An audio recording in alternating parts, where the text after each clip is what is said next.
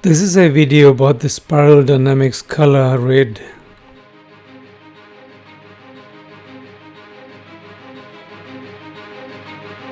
Good evening, this is Wake Up with another spiral dynamics video, this time about the color red. What's red? You will hear and read about a lot of red is the egocentric meme and so on. Which is true, of course, but what does that mean and what is its relevance to us today? Is red still relevant to us today? Almost like beige and purple, red is more or less ignored because red is the air we breathe. Or like the air we breathe. Like what the water is for the fish. It's all around us. Our whole culture is based on red. And with our culture, I mean the predominant culture these days all over the world. And the important word here is dominant. Red is about dominance, about dominion. It's about having and taking. I want to have something, I'll take it. I'll do everything in my power to get it, come what may, no matter the costs. And if I have to take it away from others in order to get it, so what? If they're too weak to defend themselves, that's their problem. Anyway, everything is other people's problems. I'm never to blame, it's always the others. There cannot be too much, only too little, and the red person decides that he or she will be on the too much side. Listen to the song More by Rammstein or Mehr by Rammstein. I'll put the lyrics in English translation below in the description. That's a perfect example of red in satire form, of course. Our red culture started between 3,000 and 10,000 years ago in Mesopotamia and Sumeria and Egypt and so on. At that time, humanity was not a dominant or numerous species on the planet. Only 10 million people on the whole planet, probably. But then something happened, the so-called agricultural revolution and the building of large cities, because a larger population was able to be sustained by the surplus of food.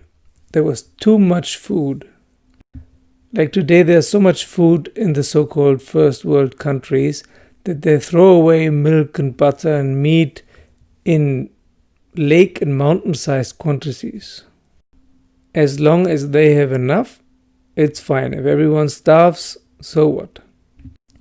Some Indian economists about 10 or 15 years ago calculated that from the money rich people, that is more or less everyone who's living in so-called first world countries, spend on animal food, on pet food, the problem of hunger and famine and starvation could be eradicated on the whole planet. And from the money people spend on pet medicine, most diseases in poor countries would be eradicated either. The gap between super rich and luxurious and super poor and starving to death and being desperate and destitute is widening year by year. There are more and more billionaires who have as much money as a small country. Is increasing and increasing. Same for poverty. We've seen during the recent crisis the gap is even widening more with a crisis like this. Instead of working together and helping the super rich people, they just look at opportunities how they can make more. For themselves, of course, not for everyone. So, the red thinking is about how can I have an advantage over others. If you have 1 cow, I want 2 or 10 or 100 or 1,000. It's basically the opposite of the 10 Commandments. And many religions were made to curb red, so that red wouldn't be too extreme. Same for laws and constitutions and so on. The trouble is that the red is so deeply ingrained in our thinking and emotions that we don't question it anymore. We recognize extreme red, but our normal level of red, the one that is invisible to us, is already extreme. Look around you. Most politicians are centered in red. In the economy, a lot of red. The whole modern economy today is an example of red. It's not orange. Orange is too logical. Since the globalization, even many blue laws don't control red anymore. There are multinational companies that are without the law, operate without the law, don't even pay taxes. And the founders that bleed the planet dry are celebrated as heroes. Because in secret, there's a lot of jealousy. Everyone thinks, wow, I want to be rich like that as well. I want my own private jet and my fleet of cars and my mansion-like, castle-like house and a private island and so on. But for what? What do you need it for? All these things are something that satisfy you immediately in that moment, but only for a short time. And then you need the next thing, and then the next, and then the next, and more and more and more. That's how our world works. For 10,000 years has been working like this. And not much has changed. New colors have been added, blue and orange and green and even yellow. But the basis of our culture is still red. Not only kings and heroes and gangsters who are red. Not only the sharks of society, or the lions of society. The whole modern Western culture is red. In its basic principles, in its foundations. Our culture, which has conquered basically the whole world and all other cultures. Our culture, which has beaten every other culture into submission or forced them to assimilate and imitate, has been the same for thousands of years. Nothing much has changed. If we would be a predominantly blue countries, either religion or law would be powerful enough to put the red tendencies into its boundaries, to limit red power and growth.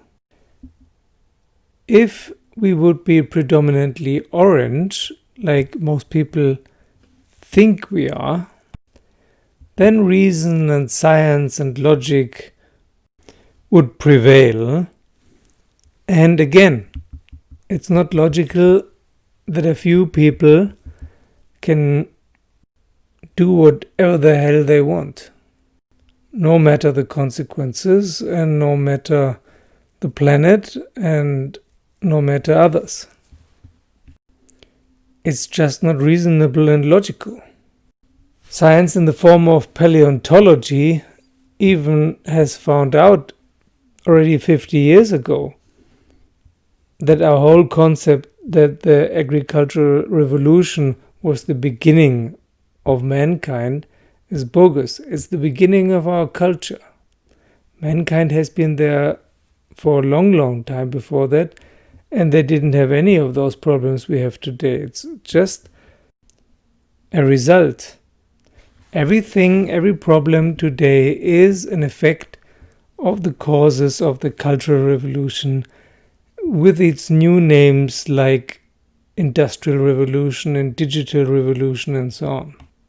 All the problems that these revolutions claim to solve, like famine and destitute, pain, sickness, working yourself to death, being scared to live through the day. All these things, these revolutions have increased, worsened. They have not solved the problem. To the contrary, they have created it and they keep it that way because that's how the game works. Keep the masses busy and distracted, and then some can do whatever they like. That's red. And the thinking that the solution is that even more people will get richer and richer is, of course, red as well. The most horrible idea for a red person is to go back into a natural, more animal-like lifestyle, be in tune with nature, and just have enough. If you look at indigenous societies, they don't spend 8 hours looking for food like we spend 8 hours to earn our living, or so-called living. No, it takes 2, 3, or maximum 4 hours. They have and had food in abundance. That abundance only stops if there are too many people in one place, in a city, for example. The next thing is hierarchies. We think we are living in an orange culture, and no one stops to think why there are so many steep hierarchies. Why are, in most companies, very few people in charge and everyone else is working to fill their pockets? Half of your 8 hours you're working for yourself, and the other 4 you're working for those who earn more than you. And as a normal employee, you're not allowed to decide shit. That is a red hierarchy. It doesn't have anything to do with orange. Orange is about efficiency, and yes, in some ways a steep hierarchy is efficient, and in some ways it's not. Actually, in more ways it's not, because no one is daring to correct the boss when he's making a mistake. We are taught that the Middle Ages was a time of blue, and afterwards, with the Enlightenment and the emergence or re-emergence of the natural sciences, orange started. Only the time of kings and emperors of unlimited power like Louis XIV or the Roman emperors like Caesar or Augustus was red. What nonsense.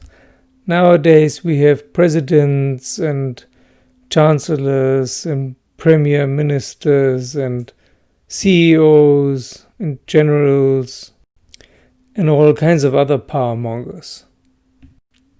We're living in a culture of war, of ever-expanding expansion for its own sake. Unfortunately, we're at our limits right now. The only last thing we can do is burn the rainforests and reforest the deserts, and maybe melt down the Antarctica or something. That will give our culture more space to expand into. Otherwise, the planet is full now. Now we have to populate the moon and Mars and so on. We cannot even imagine another culture like ours anymore.